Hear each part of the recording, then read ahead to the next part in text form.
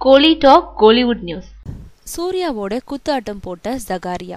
லிங்குசாமியோட டைரக்ஷன்ல சூர்யா நடிக்கும் அஞ்சான் படத்தோட ஷூட்டிங் மும்பைல மும்முரமா நடந்துட்டு வருது. இதுல சத்தமே இல்லாம ஒரு குத்துப்பாட்டை படமாக்கிட்டாரு லிங்குசாமி. சூர்யாவோட ஆடி இருக்கிறவரு பாலிவுட் சூப்பர் குத்தாட்ட நடிகை ஜகாரியா. இந்த ஜகாரியா தமிழுக்கு புதுசுல, பல வருஷத்துக்கு முன்னாடியே தலைநகரம் படத்துல ஒரு பாட்டுக்கு ஆட வச்சாரு சுந்தர்சி. அதுக்கப்புறம் ஹிந்தி பக்கம் போனவங்க அங்க குத்தாட்ட நடிகானாங்க. ஒரு பாட்டுக்கு ஆடுறதுக்கு 50 லட்சம் வரை சம்பளம் வாங்குறாங்க.